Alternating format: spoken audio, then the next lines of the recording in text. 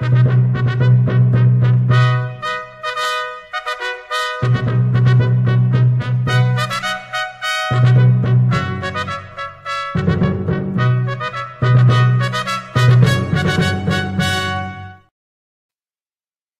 evening, ladies and gentlemen, and welcome to a new edition of Quods Get Gold.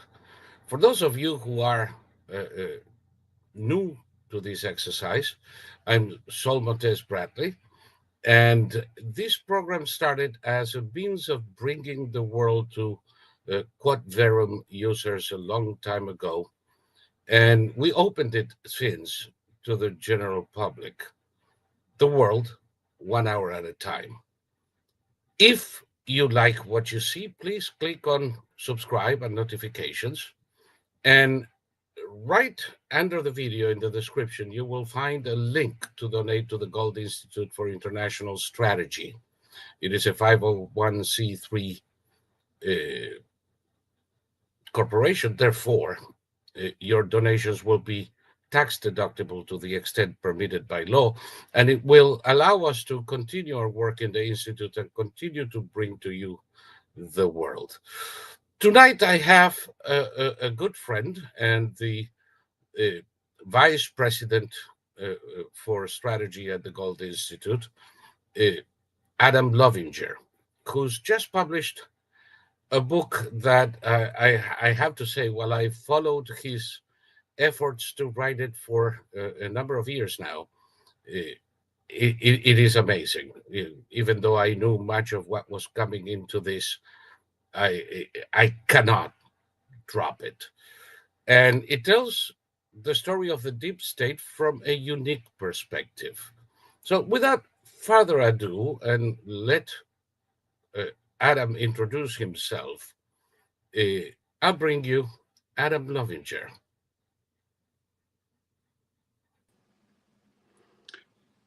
Thank you, Saul. It's a real pleasure to join you, both as a fellow member of the Gold Institute for International Strategy and a longtime friend.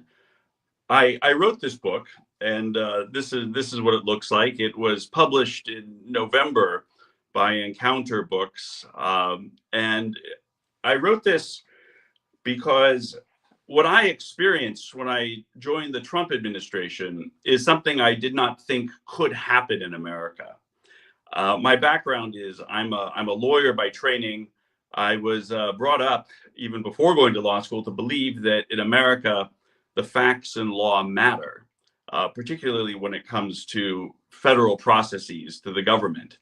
And the last thing I thought, frankly, before joining the Trump administration as Senior Director for Strategic Assessments at the U.S. National Security Council, the last thing I thought was that multiple waves of senior bureaucrats could collaborate with one another to undermine federal processes, make allegations that are completely fraudulent,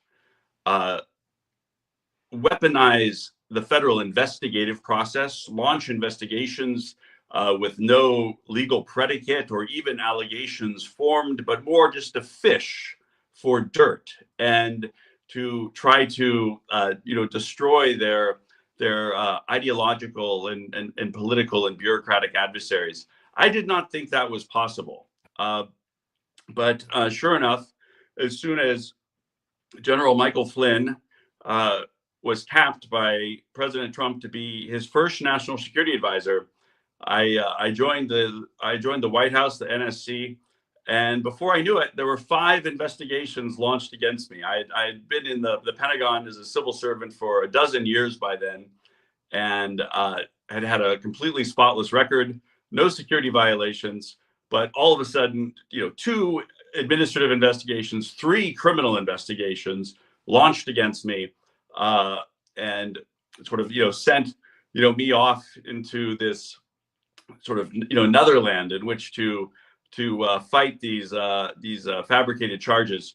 So I wrote this book because this state of affairs, this corruption, should not exist in the United States. But not only does it exist, it systemically exists. There are a group of hyper-empowered government officials occupying key nodes within the national security bureaucracy and the intelligence community and the law enforcement bureaucracy. Not every job, so I think it's important not to paint with too broad of brushstrokes that the deep state is all of the administrative state. I'm not saying that at all. I'm just saying that there are certain key nodes that are controlled by genuine criminal co-conspirators. And I don't use that term lightly. They're knowingly and willfully subverting U.S. law. Yeah, that brings me to something that we've discussed several times as to the nature of the deep state. There are all kinds of fantasies flying about online, with some people imagining some sort of cabal in a basement with a Moriarty coordinating every evil in the world from some kind of colonial building in Georgetown. That is not the case. We can say that the origins of the deep state began with the idea that technocrats were better to govern than politicians. And some positions in government that used to change hands whenever political parties succeeded each other became permanent. And for many people, that permanence became an objective in its own. There are people throughout the bureaucratic state whose only interest is to remain in position, collecting a salary until retirement or death, whatever comes first. But that state of affairs also makes it easier for bad actors to embed themselves into that bureaucracy. And those are the people you're referring to, aren't you? Yeah, the people that I'm referring to, so just to back up a bit, the origins of the administrative state. I mean, I understand the argument that the United States is a major superpower. It has many complex, specialized functions that require expertise, and that our elected officials, can't do everything, and that there is a need for a federal bureaucracy. I think that working properly, and there are examples throughout history when bureaucracies have worked very well. For example, the British Colonial Office, the British Foreign Ministry, during the 19th century. I mean, there were some very rigorous exams that had to be passed, and there were standards that were quite impressive of lawfulness. What I encountered, and the problem I have, is the lawlessness of certain hyper-empowered senior government bureaucrats. Once you get that lawlessness, where federal processes can be weaponized to be turned against your fellow Americans, where the FBI can collaborate with the Barack Obama administration and the Hillary Clinton campaign to generate genuine lies about what candidate Trump and then President Trump was up to regarding Russia. This is when you get a real insider threat, which is the name of my book. And it's not just because America is not working properly and there's corruption. It's also because that corruption acts as a magnet for foreign intervention in the US government. The Russians, the Chinese, the Iranians. One of their great lessons is that it's very difficult to take America head on to go toe to toe. But if you can insinuate yourself, and these are authoritarian regimes that are very adept and very good at dirty tricks and in infiltration. If you can insinuate yourself into the very open United States of America and our very open government, there's tremendous amounts of mischief that can be done. And so it's the misconduct of the US government officials that creates that very attractive rot that serves as the attraction for our enemies. Kind of like an active measures paradise they can multiply the effect of their action by placing one of their operatives in one of these circles. That's absolutely correct. And one of the things that I've observed, Saul, is if you step back and you look at the protests that have erupted on American college campuses post October 7th, Yep. there's not only a pro-Hamas flavor to those protests, there's also a very anti-American flavor. Just for an example, I teach at Georgetown University. I'm a graduate of Georgetown University. My son goes to Georgetown University. We're not going to hold that against you. Okay. I live very close to this campus. The other day, there was some spray paint, on the front of one of the buildings that had the upside down, triangle, which is the sort of the pro-Hamas triangle. And it said "Free Palestine" on one side. And on the other side of the doorway that was spray painted, it said U.S. Army equals imperialism. And so you have this worldview that's on display at America's most elite university campuses. It's a fashionable worldview on the political left, for the coastal elites, for the ruling class, whatever you want to call it. These kids do grow up. They join the federal government. They join the national security bureaucracy. This anti-American worldview comes into the national security bureaucracy. I'll give you an example. During the Obama administration, at the end of the Obama administration, the longtime head of the highest level strategy office in the Pentagon, a gentleman by the name of Andrew Marshall, was unceremoniously removed, and a genuine deep state operative was implanted to lead that office. Marshall was there from the inception of the ONA, wasn't he? Yes, he was the first director of net assessment. He was brought over from the Rand Corporation by Henry Kissinger in 1971 to the National Security Council. 2 years later, Jim Schlesinger brought Andy Marshall from the NSC to the Pentagon to become the first director of the Office of Net Assessment, which is the highest level strategy office in the Pentagon. I worked there for a dozen years. Andy Marshall was my mentor. So he was the director of ONA from 1973 until 2015, the final year of the Obama administration. So Marshall, a longtime legendary strategic thinker, and in many respects an author of some of the great net assessments that helped inform U.S. national security strategy to defeat the Soviet Union in the Cold War, he was removed and an operative of the deep state was put in place. What do I mean by that?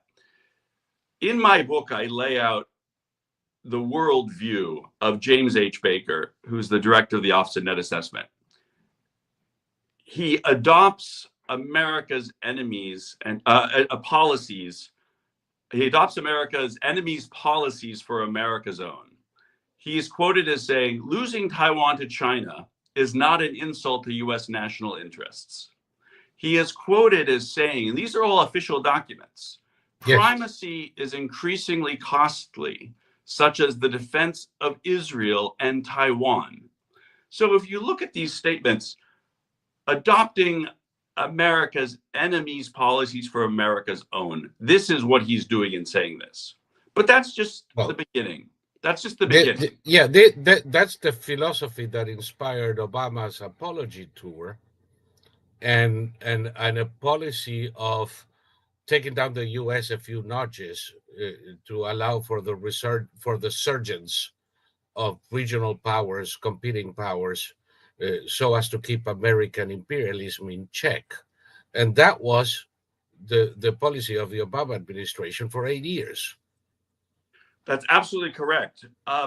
One of the things I lay out in my book is how Obama genuinely comes from a worldview that adopts diversity, equity, and inclusion, critical race theory, political correctness. This is sort of a guiding light for Obama's domestic policy view.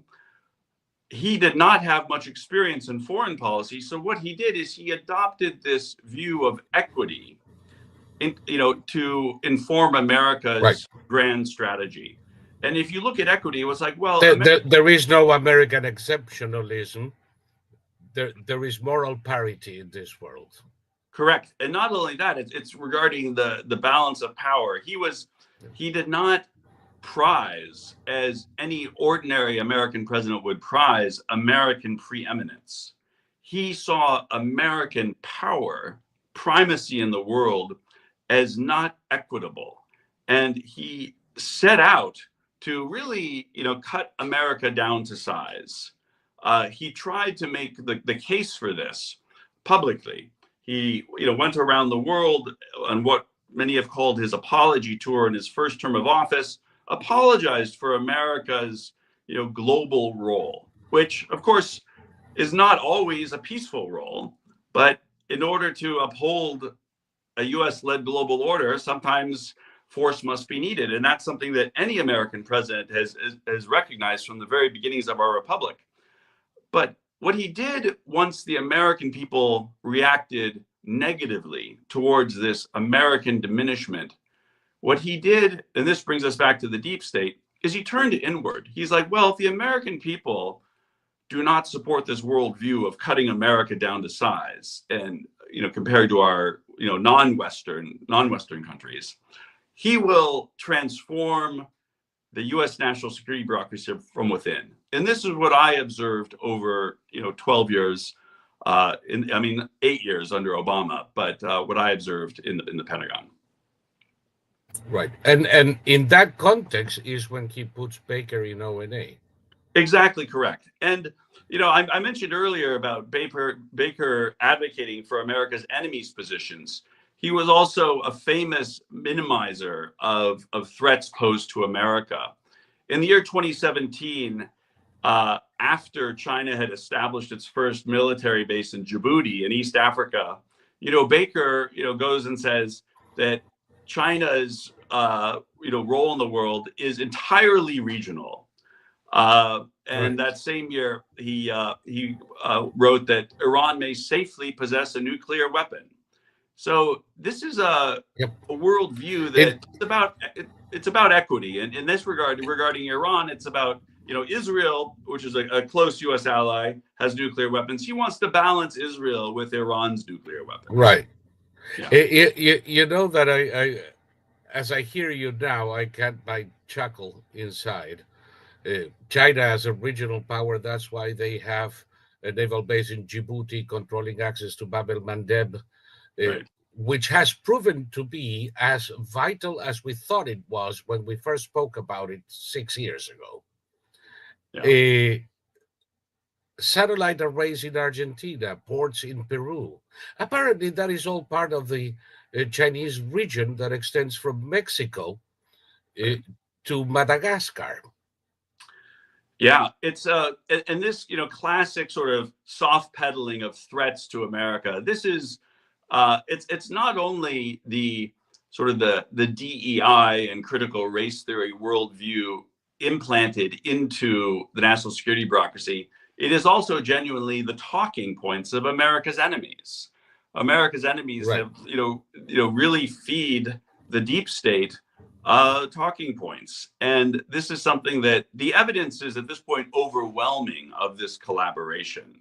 I lay out a lot of it in my book of the Office of Net Assessment collaborating not only with the former head of Russian foreign intelligence and Stefan Halper to generate the sourcing material for the Steele dossier, which then became the basis for the Hillary Clinton smear campaign of Trump, otherwise known as the Russia collusion hoax, but also, sharing adversary classified intelligence with the suspected Chinese spy. Real genuine subversion, heavily documented. And, this is the insider threat that I name in the book. Let me put it there so people can see the cover. That is the insider. By the way, you just mentioned Stephen Halper. He's one of my favorites. People don't know this because the media hasn't picked up on good old Stevie yet. he was the alma mater behind the Cambridge. It was an institute. Yeah, the Cambridge Ah, Security Initiative. Yeah. the Cambridge Security Initiative that was closed down amidst allegations that it was operating as a spy ring for the Russians, together with Dearlove. He had a great participation in a certain school in London, in Rome, and a society and a think tank in London that where FBI and CIA and Pentagon officials were sent to learn about the world as it is in very peculiar terms. He's also a Rhodes Scholar, unlike Bill Clinton, who never finished his studies. So, however much they say he's a Rhodes Scholar, he isn't. A requirement was to graduate. But this guy, who was in the same dorm, did. And from the time that he shared quarters with Clinton in Oxford, he has been a tool of the Clinton political machine. And all of a sudden, he is, leading operations that are eventually deemed to be Russian intelligence operations by the English government, and by anybody with a half a brain. And in that position is when the Office of Net Assessment starts buying information from him. Yeah. What I lay out in the book, there's a certain conventional view of the Russia hoax that centers on the FBI. And definitely there's a very large FBI component to the Russia collusion hoax. In my book, I show a different aspect of the Russia, collusion hoax, which was it's the institutional infrastructure that was built to permit that hoax to take off. That was built within the U.S. Department of Defense Office of Net Assessment, where I served. So I saw these contracts, these DoD contracts between the U.S. Department of Defense and Stephen Halper, beginning in the year 2010. And there were a series of 6 contracts from 2010 to 2016 on which Stephen Halper was including the former head of Russian foreign intelligence. Now, everyone in the business knows that there is no former Russian intelligence officer. They must serve Moscow until their last dying breath. So here were these curious contracts that permitted Russian intelligence to insert disinformation into U.S. Department of Defense products. And, Stephen Halper was the one that was facilitating this. Why is this so important from the Russia collusion hoax context? It's extremely important because Hillary Clinton was relying, her campaign and the Democratic National Committee funded this thing called the Steele dossier. The Steele dossier ultimately is sourced to Stephen Halper and to Russian intelligence. This is, you look at the U.S. Department of Justice Inspector General report, this sourcing comes from Stephen Halper. Those reports make very clear. That's a rather risky thing for somebody as risk averse as Hillary Clinton, who's a careful, lawyerly type. The reason why it was so important for her to have this Office of Net Assessment contract vehicle with Stephen Halper and the former head of Russian intelligence is that if DoD is relying upon this information, this disinformation from Moscow, and having it inserted into Pentagon reports, well, that normalizes Hillary Clinton's reliance on the same sourcing. Right. And so the corrupt deep state inside the U.S. Department of Defense was genuinely collaborating with Moscow to create this plausible deniability for their favored, political candidate, Hillary Clinton, as she comes down the pike. And, in 2010, it was known that, Hillary had lost out to Obama for that presidency, but she was U.S. Secretary of State, had friends in the Pentagon, including Deputy Secretary of Defense Bob Work, who was really doing this as a gift to Hillary Clinton. As a service to a friend. She That's also right. had a lot of friends in Moscow. Please enlighten Something me. that Doesn't surprise me. something that gets lost in this particular caper, and we're gonna do another show with it. But from Lavrov to the Ripaska, there were a lot of people who wanted to help her. Yes, of course, absolutely. Yeah, it is the irony of the Russia canard that the people doing the accusation were the ones who had the dirty laundry. yeah. And the way I describe that, there are a lot of Americans. It's no surprise that there's a lot of confusion about, if you were to ask an ordinary American, who was collaborating with Russia, I would say a lot of them who, are looking at sort of the surface level will say, well, it was Donald Trump. That's exactly what Hillary Clinton and Barack Obama wants Americans to believe. And Yes. the way they can do this is through, a very tried and true information warfare tactic called deflection and deflection. So you accuse your adversary of what you yourself are doing. And it just does wonders to human psychology. And it's, unsurprisingly, it's a Soviet information warfare tactic. Oh, yes. Although I would say it was first developed by Ed Bernays, a chap who was instrumental in developing propaganda techniques for the Woodrow Wilson administration, and a chap that Goebbels cites as his inspiration, to put it mildly.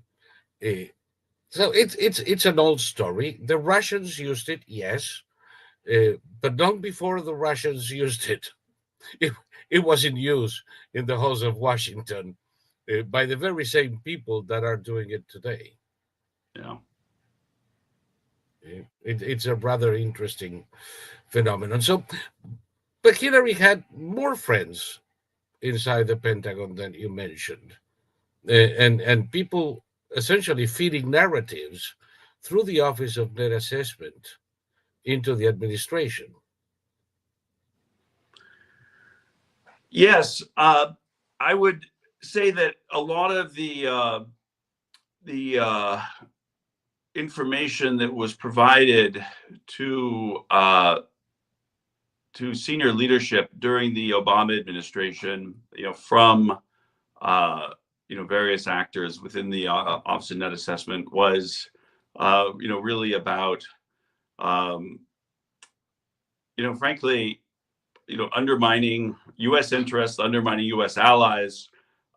The flip side of the coin of undermining U.S. interests and actively undermining U.S. interests and U.S. allies is simply just by not even doing your job.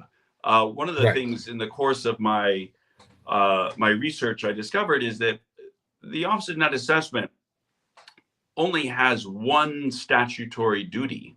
So under federal statute, the Office of Net Assessment is required to produce one net assessment at a minimum a year. And what is a net assessment? A net assessment is really a strategic assessment of how the United States stands up vis-a-vis America's competitors. And so the term net is about the power relationship, because gross power is irrelevant in a vacuum. Power is only relevant in a strategic context when you're competing against another adversary. And so, net assessment looks at the net power of America vis-a-vis our adversaries. The pros and cons of America versus the pros and cons of its adversaries, and where the balance stands. Correct. And by not producing net assessments, you can't produce responsible national security strategy, because without the assessment of, what does the competition even look like, any strategy is then sort of built on sort of a house of cards, or at least an unsubstantial foundation. And so during the entirety of the Obama administration, there were no net assessments completed by the Office of Net Assessment, because what's the purpose of national security strategy? It's to ensure American preeminence and uphold the which U.S.-led no global longer order. interested in. Right. Yeah. Holy cannoli! You know, the more I listen to you, I don't know if I get more depressed or more incensed, or probably a combination of both. Because what was happening at at the Office of Net Assessment was also happening at the State Department. It was definitely happening on steroids in the Department of Homeland Security. So it is the entirety of the national security and intelligence communities.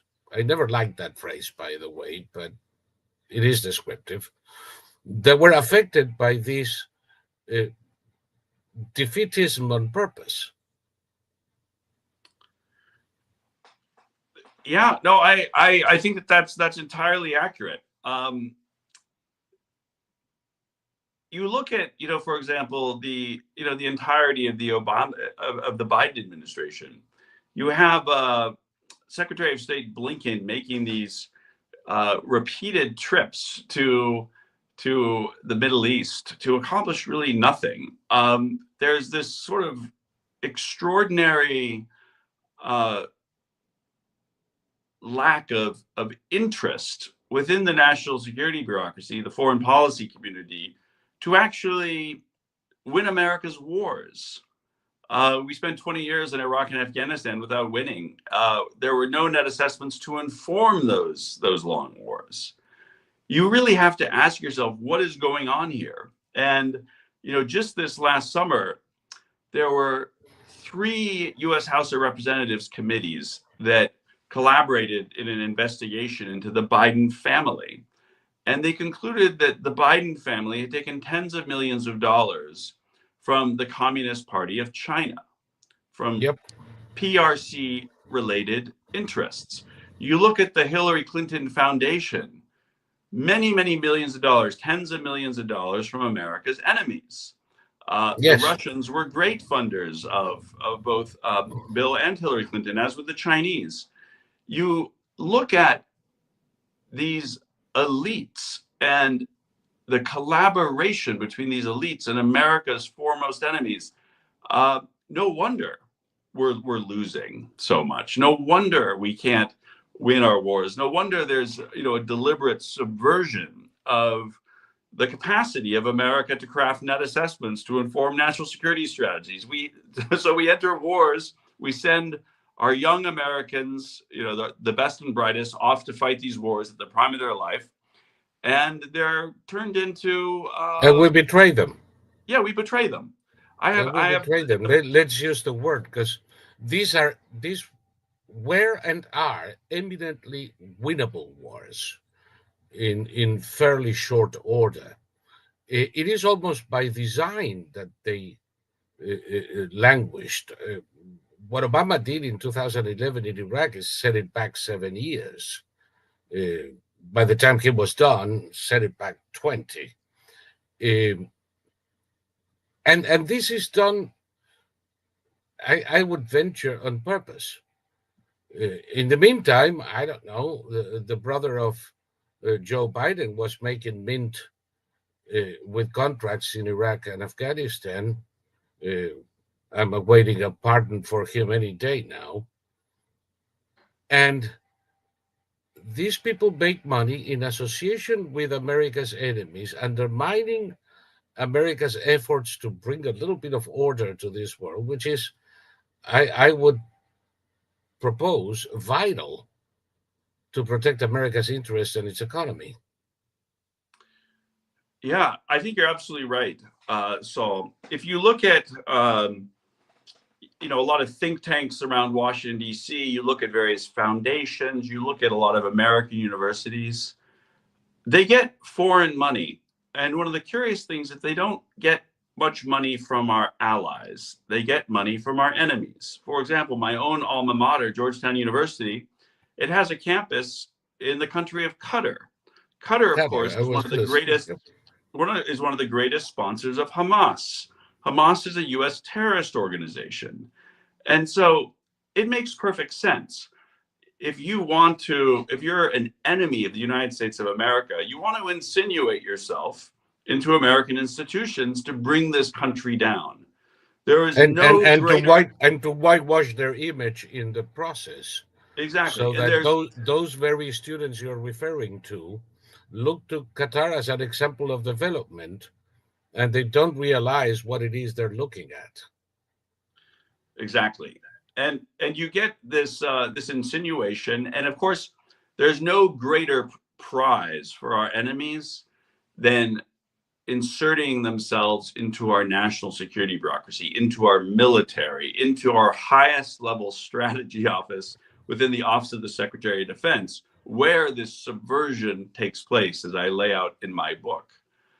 And it's really a horrendous state of affairs.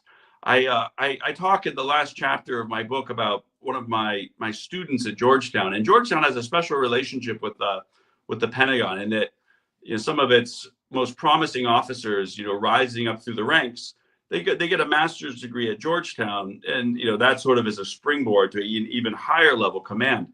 They Right. become my students. I had one West Point graduate, a U.S. Army captain, in my class.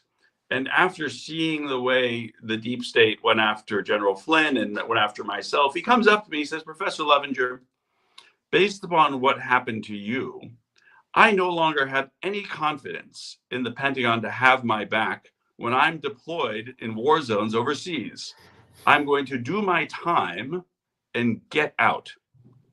So you mentioned the term betrayal. This is a genuine betrayal. Yeah. We are betraying our best and brightest, this Yes. deep state. And so, one of the things that we see a lot in the press these days is the corporate mainstream media attacking Donald Trump's plans for dismantling the deep state. And of course, at first, the mainstream media was denying the existence of this Yes. criminal conspiracy. It's a conspiracy theory. Yes, exactly. David Ignatius of the Washington Post called it Trump's crazy talk. That's the deep state. Now, David Ignatius, we'll talk about it one of these days, is a perfect example of a plant of foreign enemies into our media.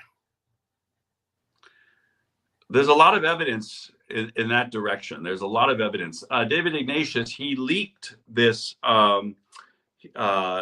this phone call that Mike Flynn took from the Russian ambassador. It was a classified document that was leaked. David Ignatius reported upon it. And this was, of course, used to destroy General Flynn's reputation. And he was instrumental in publishing the dossier, so that the dossier could be backed up by the dossier itself in a request for a FISC order to investigate General Flynn. And David Ignatius was instrumental in the caper to use a document as a proof of the existence of the document, or the veracity of the document, in a most sophomoric way, I should say, but it worked. Yeah. What Ignatius was doing is again, it's a tried and true technique of creating an echo chamber. You generate lies, you leak the lies, they get reported in the press, and then once you use the press reports to legitimize the lie. Exactly. They can be echoed elsewhere. And the more these lies get echoed, the more they become legitimate in the eyes of official Washington and many people. So, you're absolutely right. That there is a genuine collaboration between the deep state and the media. In my case, lies about me were leaked to the press. And they're quite hateful lies. And I had a rather distinguished neighbor who contacted the reporter and said, "Listen, you're reporting this nasty stuff about Adam Lovinger. I don't think it's correct. I think it's a lie. And this reporter, tells my neighbor and colleague, he's like, I can't afford to print the truth because I depend, as a reporter on the national security bureaucracy, I depend upon these leaks. So if the deep state wants me to report something, I can't say no. Yeah. And this is, Trump talks about fake news. Of course, he's ridiculed for fake news, but reporters themselves admit that they are reliant. They have to, in order to feed themselves and maintain themselves in their job, they must really be at the beck and call of these lies that are used to smear enemies of the deep state. Of course, it keeps them in business for the time being, but it fundamentally undermines the profession of journalism. And, Yep. So much so that the Columbia University Journalism School had to do an entire study on the collaboration between the New York Times and the Washington Post and other august news organizations, how they propagated the Hillary Clinton generated Trump-Russia collusion hoax and, made it, essentially propagandized their readership into believing that this was something true. And, Columbia Journalism School, of course, considers itself as, upholding the standards of journalism integrity. It bestows upon journalists the Pulitzer Prize. Sure enough, it gave the Pulitzer Prize to people who wrote about this Trump-Russia collusion that didn't exist. And they reported Yes. it as fact. It should be called the Durante Prize. Yeah. Because they've been doing this for decades. Yes. You publish Stalin's propaganda as your own articles, you get a Pulitzer and recognition for life. And when finally it is discovered, nobody cares. Yeah. But a lot of people died because of that. And Absolutely. they're doing the same thing now. What they did to you, we just blew through 3/4 of an hour. So in the last 15 minutes, what they did to you, the reason you are here discussing your book, is one of the most obscene cases of corruption that I have witnessed, and I have lived in countries that are notoriously corrupt. The way that you were set up, I don't know if you want to talk about that or not. The way that you were set up so that they could sideline you and eliminate you as a threat. It is something that I never thought possible I would see in America. Yeah. No, I got to tell you, Saul, it's something I didn't think was possible either. One of the things I have to say, I do, it is somewhat eye-watering, the extent that they went to go after little old me. I mean, I'm not an important person. I'm not a national figure. I was a civil servant, not even a political appointee, but I just so happened to have been tapped by President Trump's national security advisor in this first term to come in and make sure we had strategies to win our wars. I mean, that's why I was appointed Senior Director for Strategic Assessments, because there was a recognition that we were strategically blind in Iraq and Afghanistan and China, and that there was this genuine subversion of America's capacity to preserve our preeminence, to preserve American primacy, to uphold this U.S.-led global order that Trump had inherited from the Obama administration. And so because I believe that the reason why I was targeted with the ferocity that I was, and I lay out in the book, is not so much because of me, but it's because of what General Flynn asked me to do. It's like, let's ensure America has strategies to win our wars. That was my job number one. Number two, let's clean up this deep state that fundamentally undermines this capacity. And this was just it was like a nuclear bomb went off. And I mean, the investigations launched against me. I had a naval criminal investigative service, counterintelligence, counterterrorism investigation launched against me. Why? Because I had gone to Costa Rica with my family to on holiday, where my wife is from. I mean, the most like crazy pretexts. But the whole point of this is that No, we all know the influence of the Costa Rican mafia. right, right. And one of the crazy things about that investigation was that they had launched the investigation first and then only learned about my going to Costa Rica later.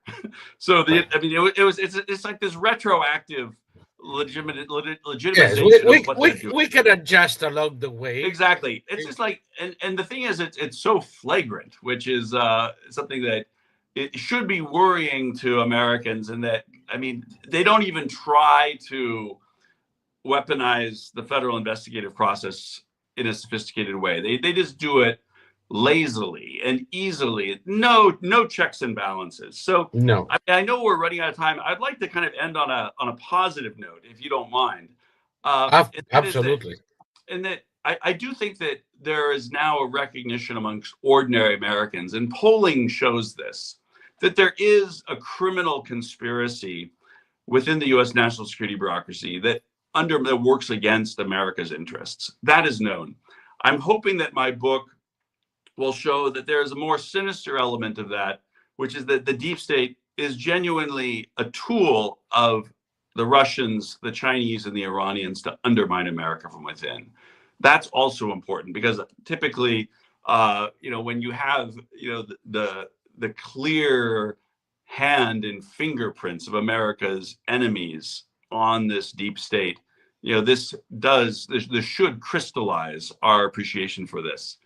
The other thing that is encouraging, Saul, is that I talk about finding what I call the deep state playbook on my computer in the Pentagon, in the Department of Defense.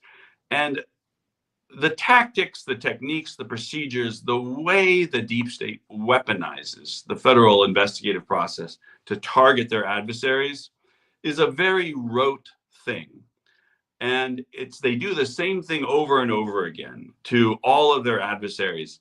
I'm by training a national security strategist. What I can tell you is that when your enemy does the same thing over and over again and is actually relatively constrained operating within a bureaucratic framework like the deep state is, that is a perfect opening for a counter strategy to bring in accountability, because there's not the infinite room for maneuver that an adversary would want. They're kind of boxed in. And all we need to do to rein in the deep state is to inject government accountability. When laws are broken, when crimes are committed, at the very least, those who are committing these crimes should have their security clearances suspended immediately as a precautionary measure, not necessarily as an allegation of guilt, but this is a national security threat. Suspend the clearance, investigate them.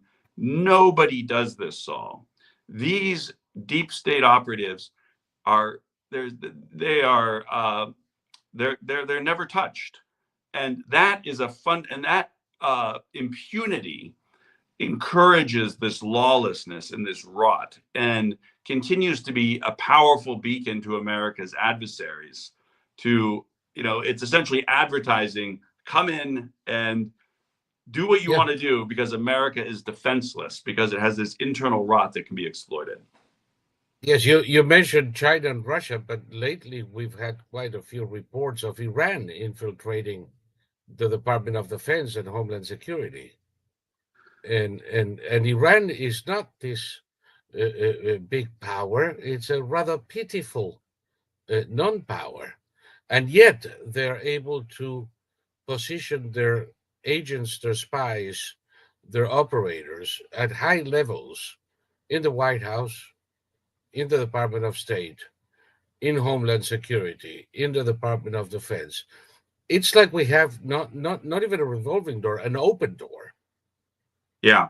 One of the very clever things about what's happening to us from our adversaries' perspective is that Americans culturally, we're not very, we've never been good, for example, at espionage or foreign special operations tactics. I think that Americans are rather sort of culturally rather credulous, and we're just not a conniving people. I mean, there's something about, I think, our heritage that, Too many moral qualms. yeah, there's some moral qualms, but there's also something just about, I believe it's our Judeo-Christian values and maybe sort of the white Anglo-Saxon Protestant old-fashioned values that in many respects created America. Nevertheless, the Russians particularly, but also perhaps the Chinese, I mean the Iranians even more so. These are cultures where subversion, compromat, the intrigues of the bizarre are inculcated in those cultures sort of through mother's milk. They're very good at it. And so when you look at the long-term strategic competition between America, an open, rather credulous society that, can't, our spy services could never really co-opt others very well. We're just bad at it. Versus these other cultures that are so conniving culturally. It's just the way they are. It's like putting one. Are you suggesting that we would be better if we had souks in our cities? I'm not suggesting anything. What I am saying is that No, no. What I'm looking at saying it, is that ability to hide and negotiate and not expose one's feelings yeah. that What you I am referred to. suggesting is that our adversaries has very cleverly put up their comparative advantage up against America's comparative weakness and locked us into this long-term competition where this gets continuously reinforced. And so this is the strategic insider threat of the deep state. It gets hooked up with America's enemies and it does tremendous damage. So, And to end up in that optimistic tone, do you see us having any success in the, if not immediate, in our midterm future in dismantling this? I do, and I'll tell you, I think one of the greatest indicators that we should have some hope is that President Trump himself is not a Washington insider. There's a lot of American politicians that they sort of work their way up the ranks of the American political process, and in order to do that, they almost always must strike deals with the deep state. Trump was and remains an outsider. He has never had to make those dirty deals in order to get to the next rung of politics. He's always come in right at the very top. That's number one. Number two is you look at his picks for cabinet officials and others. He's choosing some rather unconventional, un-Washington type choices for some of these key agencies.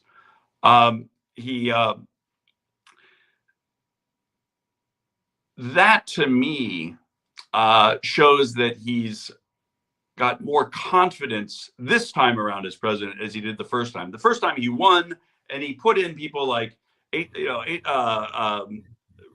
Tillerson and Jim Mattis in these high-level positions, and these were real insiders, and they were not representative of the drain the swamp ethos and promise that Trump had run on. This time around, I think he is choosing some, more aggressive choices. Kash Patel as the head of the FBI is a fabulous choice. He understands the pathologies of that organization, and he has very good ideas on how to dismantle that corruption. But also, as a third point, I mean, Trump is now speaking with, a lot of articulation on the need to dismantle the deep state. And actually, he even put out a 10-point plan on dismantling the deep state and transferring power back to the American people. And there's some very intelligent points in that. And so the will is there, the personnel is there, the policies are there. Now, of course, comes the execution. But everything up until this point suggests that we are on the path to recovery, and but also this means going to war with the deep state. So we'll see, if they fold or if they fight.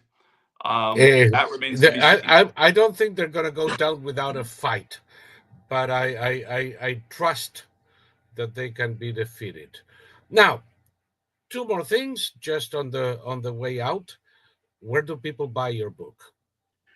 Well, thank you for raising that, Saul. So it's available on Amazon, and I'm happy to say that since it was published on November 19th, so it's about a month ago, it has been ranked as the top new release in 3 categories. One is public policy and administration, the other is administrative law, and the third and most recent one is military policy. So the book touches all those subjects.